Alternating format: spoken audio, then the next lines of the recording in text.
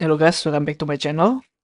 Dan di video ini kita akan belajar beberapa eh, application protocol, ya, application layer yang memiliki fungsi yang sama ya, yaitu server access. Gua kurang paham istilahnya apa ya. Yang penting protokol ini berguna untuk mengakses suatu komputer, gitu ya. Jadi motivasinya adalah seperti ini, teman-teman. Let's say kalian kerja ya di suatu company dengan komputer kalian. Nah, dan ini adalah server ya. Ini ada ruangan tersendiri, ruangan server. Biasanya server itu gede ya, em, komputernya gitu ya. Ini adalah server. Di sini juga server gitu. Dan biasanya di production environment ya, ketika kalian akan apa ya, melakukan coding atau melakukan apa namanya, membuat software di level enterprise, di level company, semua server itu biasanya akan ada di ruangan yang tersendiri gitu ya, dan nggak bisa sembarang orang bisa masuk ke server. Sedangkan kita yang di sini ya, kita mau mencoba deploy code kita gitu ya, atau mencoba running code kita di dalam server ini. Nah, bagaimana caranya untuk meminimalisir orang masuk ke dalam ruangan server ini ya, jadi no access, supaya apa ya? Supaya server ini tetap apa ya? Tetap bersih gitu ya. Jadi ruangan server ini sebenarnya harus bersih, harus dingin gitu ya, dan harus jarang orang yang masuk ya. Jadi solusinya adalah di sini dia buka namanya sebuah service ya yang digunakan untuk eh, melakukan remote remote access ke dalam server ini gitu ya. Jadi nanti si klien bisa melakukan remote access ke server ini dan nanti klien seolah-olah berada di dalam server ini gitu ya. Jadi itu adalah access server ya, atau mengakses sebuah komputer lain seperti itu. Oke, jadi historically ya, yang pertama itu adalah namanya telnet ya. Telnet itu protokol yang sudah jadul sebenarnya, jadul banget, dan eh, gunanya untuk itu tadi ya, untuk mengakses sebuah server.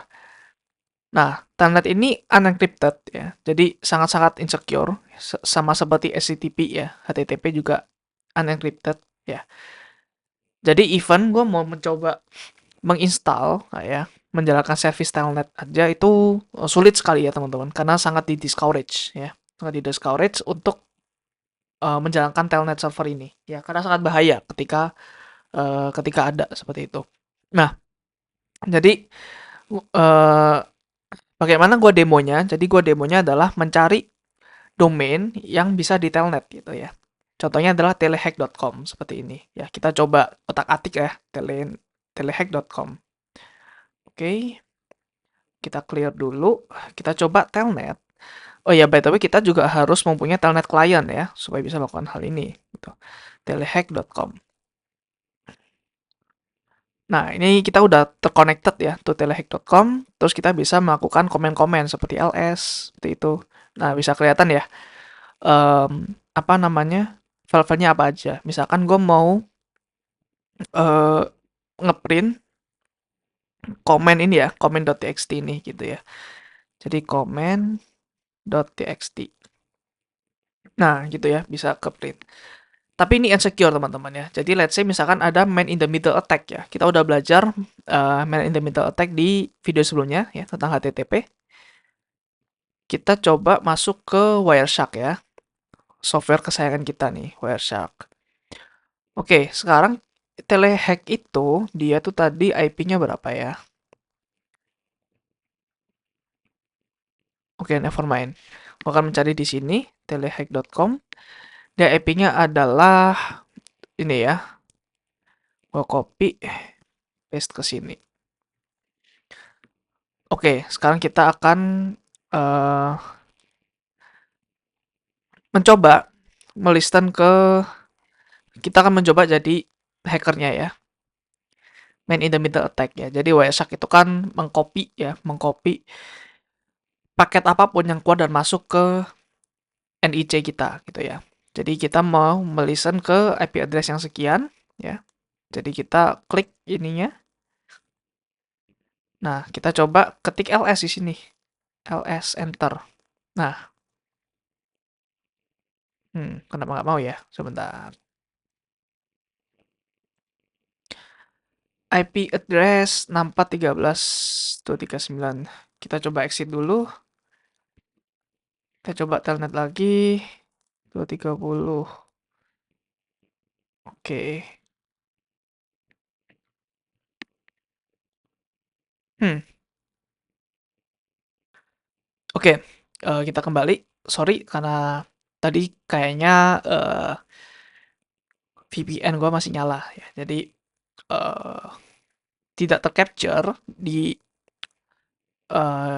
interface WiFi ya. Interface-nya ada di tunnel gitu.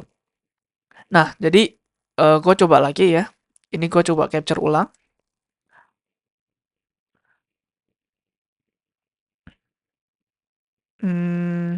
Sorry, ini harusnya difilter ya. Nah, oke.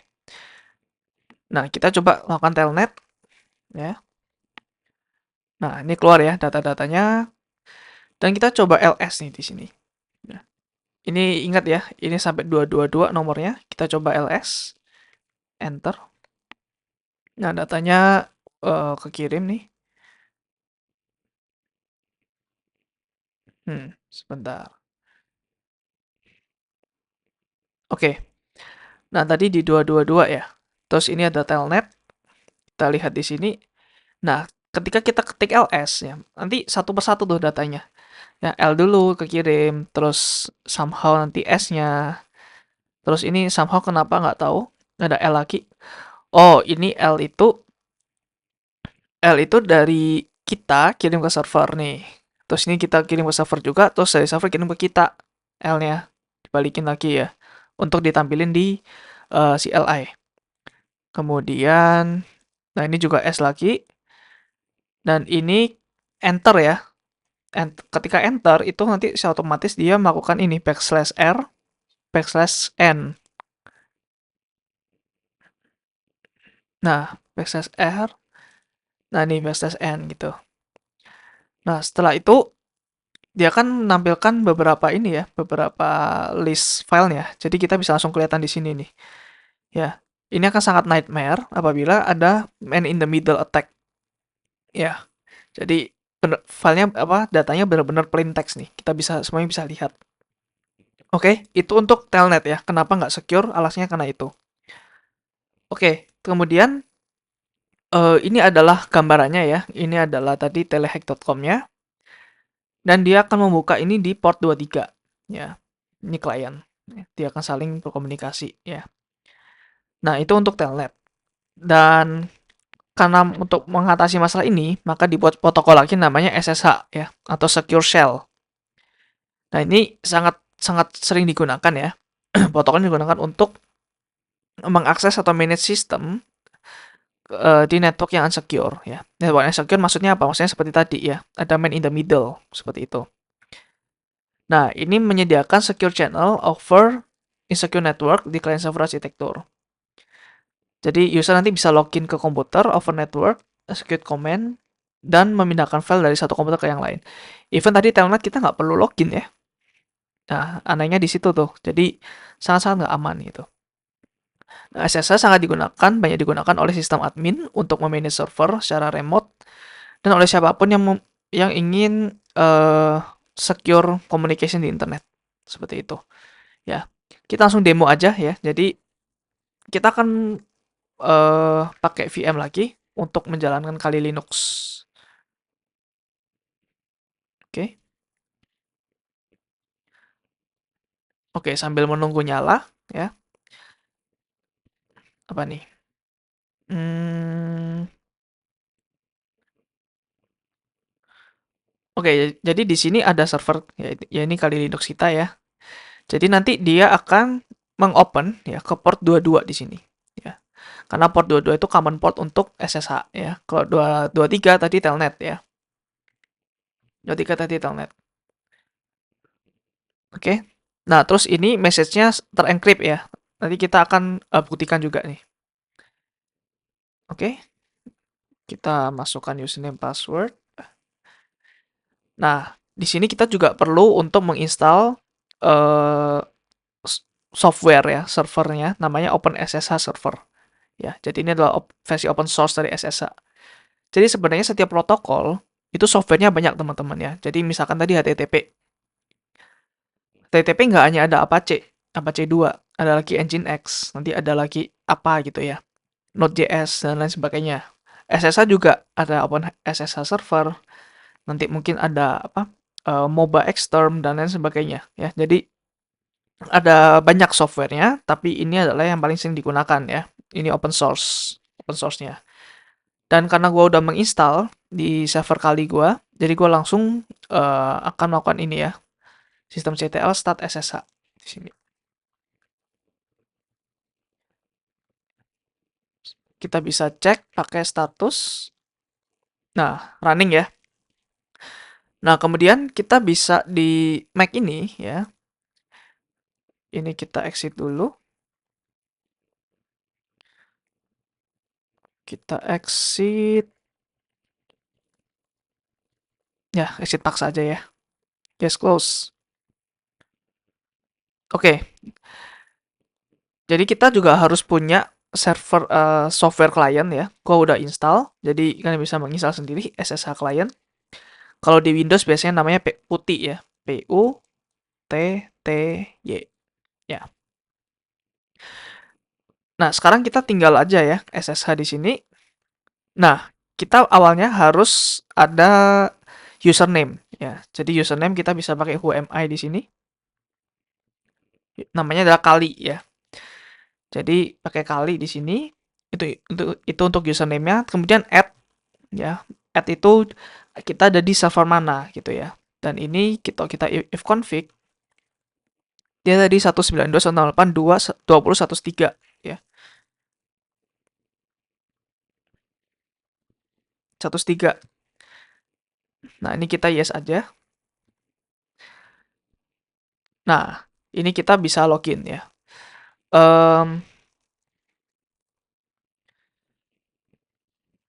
Sorry, sebentar. Supaya nggak bingung, gue akan menghapus ini dulu ya. Oke, kita coba login lagi ya pakai SSH. Soalnya nanti pasti akan beda sama kalian nih, kalau kalian juga ikut-ikutin. Nah, ini kita yes. Nah, di sini dia akan nge-prompt sebuah password ya. Password si kalian ada di server ini gitu ya. Jadi passwordnya kita masukin dan kita masuk di server ini ya. Jadi yang kita di komputer ini seolah-olah kita bisa mengakses server yang di sini gitu. Jadi let's say ya di sini ada bla segini ya. Kita coba echo hello ke hello.txt di sini. Ya, hello.txt. Kita lihat di sini bisa langsung nih echo chat hello.txt. Nah, bisa kelihatan ya di sini. Nah, di sini mungkin kita bisa nambahkan misalkan touch asdf.txt. Nah, kita coba ls di sini, keluar tuh asdf.txt. Jadi saling terhubung gitu ya. Bisa meremot komputer ini. Oke, itu untuk SSH. Dan bukti ya. Harus ada buktinya dong. Ya, buktinya adalah seperti ini teman-teman. Gua akan mencoba jadi MITM lagi ya, man in the middle attack ya. Tadi 192, 168, 20, 103. Oke. Alright. Enter. Kita coba lagi ya. Kita coba ls.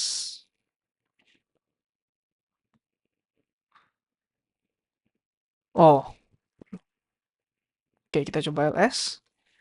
Nah, ini adalah protokol SSH. Kalau kita lihat di sini, semuanya ya, ini encrypted paket ya. Ini juga encrypted paket. Kita nggak bisa lihat apapun nih, plain text-nya nggak bisa. Ya, jadi ini adalah protokol yang aman ya, karena kita nggak bisa lihat paketnya. Seperti itu teman-teman. Jadi sangat disarankan kalian pakai SSH daripada Telnet ya. Oke, itu basic dari SSH ya. Tapi sebenarnya SSH ini bisa sedikit lebih rumit teman-teman. Karena kalau protokol sering digunakan, ya, jatuhnya kan menjadi semakin rumit. Contohnya seperti HTTP ya, di video sebelumnya tuh lumayan rumit ya. Oke, nah sekarang kita akan coba belajar yang lebih lanjut lagi tentang SSH ini. Oke, jadi di Mac ini ya, kalau kita lihat, ini kan sebagai klien ya. Kita exit dulu connection ke SSH-nya. Jadi sekarang kita di uh, Mac ya. Kita ada di Mac computer. Nah, kalau kita ke home ya, kemudian kita ke .ssh ya, folder .ssh. Kita lihat di sini ada file yang namanya non-host. Non-host ini kita bisa coba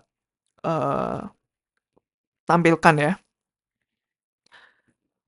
Nah, ini adalah dia melist host-host yang sudah pernah connect dengan klien ini, dengan komputer kita. Ya, hostnya yang udah pernah connect adalah ini ya, 103 kali tadi ya, server kali kita tadi. Jadi masing-masing entry ini dia ada key pair-nya, ada kuncinya ya. Jadi ini gunanya untuk apa? Jadi ini gunanya untuk ngasih tahu aja kalau server ini ya itu kita sudah kenal sama server ini gitu. Kenapa sih sepenting ini? Karena gini teman-teman. Jika di suatu network ya, ini saya klien, ini ada server.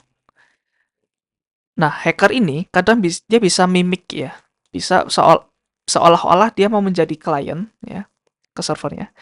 Ini untuk menyerang server, atau hacker ini bisa berpura-pura sebagai server ya untuk mengetek si klien. Nah, gunanya ini adalah untuk mencegah hal ini terjadi. Ya. Jadi let's say kita sudah sering nih berkomunikasi dengan server ini ya. Ini valid dong, legal ya. Karena ada di non-host. Tapi somehow ketika ada namanya IP spoofing ya. IP spoofing, nanti kita akan belajar di video-video selanjutnya. Jadi si hacker nih dia bisa seolah-olah gua itu si 192.168.20.103 loh gitu. Nah, dengan ada yang seperti ini nanti dia akan mengeluarkan ini gue coba hapus dulu ya.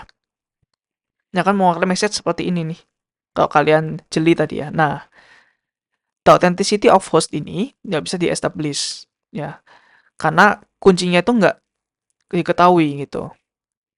Jadi kita mau lanjut atau enggak ya. Jadi kalau misalkan kita sudah kenal nih, tapi tiba-tiba kita mendapat message seperti ini, kita harus hati-hati ya. Karena siapa tahu ada man in the middle yang ada di tengah-tengah ini. Tuh. Dan key ini ya, kunci ini hanya si pemilik server yang punya, yang tahu. Jadi hacker nggak tahu. Jadi kalau dia pura-pura menjadi ini, dia harus tahu kuncinya ini gitu ya. Sorry, ini gemboknya ya. Ini gemboknya, tapi kuncinya itu dipegang si servernya sendiri. Ketika si hackernya mau menyerang klien, dia harus punya kuncinya gitu ya. Sedangkan dia nggak bisa, karena dia nggak punya kuncinya. Ya, jadi kita harus hati-hati dengan yang seperti ini gitu ya. Ya, ini kita yes aja. Dan kita coba exit lagi, kita ke SSH. Oke, itu untuk non-host ya. Untuk mengautentiket server, supaya kita sebagai klien mengetahui server ini server yang valid. Seperti itu. Nah, kemudian bisa sebaliknya nih. Jadi si server bisa mengautentiket kita ya. Tadi kan pakai cara kita login pakai username sama password. Tapi kita bisa sebenarnya kita bisa nge-bypass hal itu ya. Kita bisa login menggunakan key ya. Jadi kita hanya memprovide kita punya kunci ya. Kita punya gembok, kita juga punya kuncinya. Kita bisa mengatakan itu ke server tanpa kita harus mengetik username sama password ya. Jadi caranya untuk membuat kunci adalah dengan ini ya, command ssh keygen. Kalau kalian tadi download ini, install software ini, secara otomatis kalian juga akan diberikan software ssh keygen gitu ya. Keygen adalah key generator gitu. Oke. Kita langsung enter saja. Dan kita enter aja ya. Kita nggak perlu passphrase dan seterusnya. Oke, setelah sampai ini kita coba ls. Nah, ini adalah dua file yang di generate ya, akan yang dibuat oleh tadi ssh keygen ya. Jadi kunci itu ya, ini ada dua ya, ada gembok, ada kunci. Gembok itu em, gembok itu bisa dilihat oleh semua orang ya, tapi kunci itu nggak boleh. Harus kalian keep sendiri gitu ya. Jadi ini adalah gemboknya ya. Ini adalah gemboknya dan ini adalah kuncinya.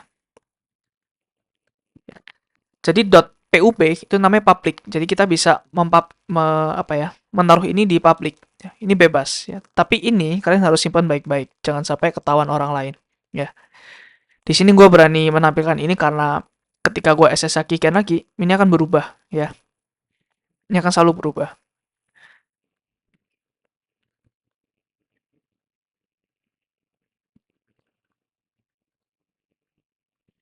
B3B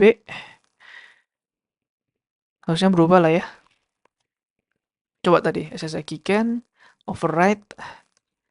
Oke. Nah, ini tadi bentuknya beda ya. Bentuk ininya harusnya beda nih. CAT. Oh, ternyata sama, guys. Oke, never mind ya. Jadi SSH keygen gunanya untuk membuat key pair tadi ya. Pair antara kunci sama gembok. Seperti itu. Ya, jadi kita tujuannya supaya nggak perlu memasukkan password lagi. Ya. Nah, kemudian eh nah, gimana caranya kita memberitahu server kalau kita adalah orang yang baik, kita adalah pemunya server itu, ya. Kita adalah orang yang terautentikasi untuk melakukan SSH ke server, ya. Jadi kita copy nih, ya. Kita copy yang pub ini, ya. Ingat ya, harus yang pub yang di copy. Kita copy pub ini, ya. Kemudian kita taruh ke server, ya. Kita SSH lagi ke server tadi. Oke. Kita taruh di server, ya. Sorry. Nah, jadi ini adalah home-nya, ya. Kita ke .ssh sama seperti klien. Nah, di sini ada authorized keys, ya. Kalau kita lihat authorized keys, nah kita coba delete dulu ya authorized key-nya. Terus kita coba tambahkan authorized keys di sini. Ya, kita paste aja. Oh, sorry. Kita paste. Terus kita save. Terus kita coba lihat authorized key-nya. Nah, udah masuk ya. Nah, jadi ketika sudah seperti ini, kita bisa exit. Dan kita mau coba SSH lagi ya, teman-teman. Nah, kita nggak mau masukin password, udah bisa langsung. Ya. Nah, kenapa sih kita mau nggak membypass password? Apakah harusnya sih jauh lebih nggak aman ya? Karena gini teman-teman, biasanya SSH itu si klien bisa aja bukan manusia, bisa aja sebuah program juga, coding juga. Nah, jadi akan semakin repot kalau misalkan nanti ketika kita SSH ke server ya, ini let's say server ke server ya, ini mau SSH akan sangat sulit mengotomasi ketika dia mau mencoba loginnya ya. Jadi kita bisa pakai key ini gitu supaya langsung ya. Oke, itu uh, itu adalah caranya.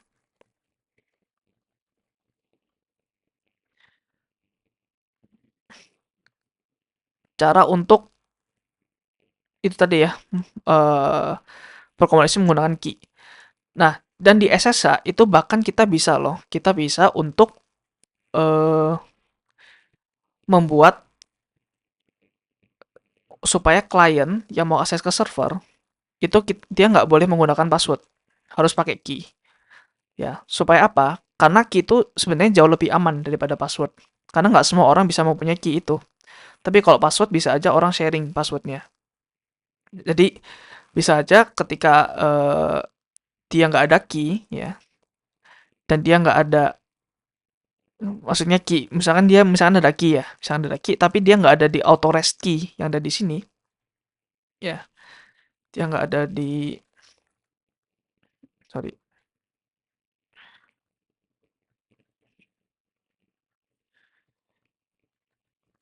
dia nggak ada auto rest key yang ada di sini. Nah, dia nggak akan bisa masuk, maupun meskipun passwordnya benar atau enggak, gitu ya. Ya, kalian nanti bisa research sendiri bagaimana cara men-setting hal tersebut, ya. Oke, itu untuk SSH ya, teman-teman. Kemudian yang terakhir, ada juga namanya RDP, ya, atau Remote Desktop Protocol. Ini adalah protokol yang proprietary ya, punyanya Microsoft, jadi bukan open source, yang bisa membuat user untuk connect ke komputer, ya seperti itulah ya, seperti SSH. Tapi RDP ini pakai GUI, teman-teman ya. Jadi kita bisa kontrol GUI-nya gitu. Nah, caranya gimana sih? Caranya kita eh, harus ada OS Windows terlebih dahulu ya. Jadi gua akan coba nge-start VM Windows ya. Jadi caranya seperti ini ya. Kita di home, ke remote desktop settings, kemudian kita nyalakan ini ya, remote desktop yang ada di sini. Opsinya dinyalakan. Sesimpel itu ya untuk menyalakan RDP server. Oke, kita menunggu. Nah, tadi di sini ya. Di sini kemudian remote desktop settings. Nah, di sini nih ya, di-on kan. Oke. Kemudian kita juga perlu menginstal RDP client ya. Ini ada di App Store atau kalau di Windows ya, cari sendiri ya itunya, linknya untuk mendownload remote desktop client ya. Hati-hati aja, linknya harus yang dari Microsoft langsung seperti itu. Nah, ini kita bisa membuka langsung di sini ya, remote desktop, dan kita coba lihat dulu IP-nya berapa ya. Ini adalah program CLI-nya Windows ya. Ini gue gedein dulu fontnya, 24 cukup. Nah, ipconfig/all. Oke, jadi IP-nya adalah 172.20.10.2 ya. 172.10.2 20.10.2. Sorry, kayaknya salah nih. Gua harus restart dulu ya, teman-teman. Aduh, update dan restart lagi. Ya udah. Oke, ini VM Windows-nya sudah ke restart ya, dan ini adalah IP-nya ya. 104 ya. Jadi tadi ini udah menyala ya, remote desktopnya. Oke, udah menyala, dan kita akan coba connect ya. Sorry, ini harusnya delete dulu. Nah, nanti kalian add PC di sini. Kemudian PC name ya, pakai IP tadi ya. Dari 20.104 ya. Oke. Terus langsung add aja. Dan double klik. Nah, ada username sama password ya. Username sama password di komputer yang akan kita remote gitu. Nah, sekarang kita lihat nih di sini ya. Sorry, tadi di mana ya? Nah, di sini kita continue ya. Continue aja. Oh, sorry, salah password ya. Continue. Nah, setelah itu kita lihat ya. Ini adalah program Microsoft Remote Desktop nih di atas ya. Ini adalah program Microsoft Remote Desktop. Nah, di sini dia auto lockout teman-teman ya. Jadi di Windows aslinya auto lockout. Jadi GUI ini hanya ada satu session aja. Beda halnya seperti SSH ya. Tadi SSH dikali dia bisa on, di Mac dia juga bisa on. Tapi kalau di RDP salah satunya harus on gitu ya, nggak bisa dua-duanya ya. Seperti itu. Nanti saya juga bingung nih, kalau ini kerak, nanti yang ini juga kerak ya. Jadi let's say yang ini gue coba login lagi ya. Nanti yang ini akan ketendang teman-teman. Ya. RDP client ini akan ketendang nanti. Nah, ya kan? hitam ya belakangnya ya. Nah, your session was disconnected. Jadi seperti itu untuk RDP. Ya. RDP itu portnya TCP 3389 ya. Ini diagramnya. Oke, itu aja teman-teman untuk video kali ini. Kita udah belajar beberapa protokol ya untuk mengakses sebuah komputer atau server. Yang pertama ada telnet, ya, dia di port TCP23 dan itu sangat-sangat tidak aman ya, sangat tidak dianjurkan. Dan yang paling sering dipakai adalah SSH ya. SSH adalah CLI based gitu. Nah, SSH itu ada di TCP22, kemudian yang terakhir ADP itu GUI ya. Dia ada di TCP3389. Oke, itu aja teman-teman. Stay tune ya. Sampai jumpa di video selanjutnya. Bye bye.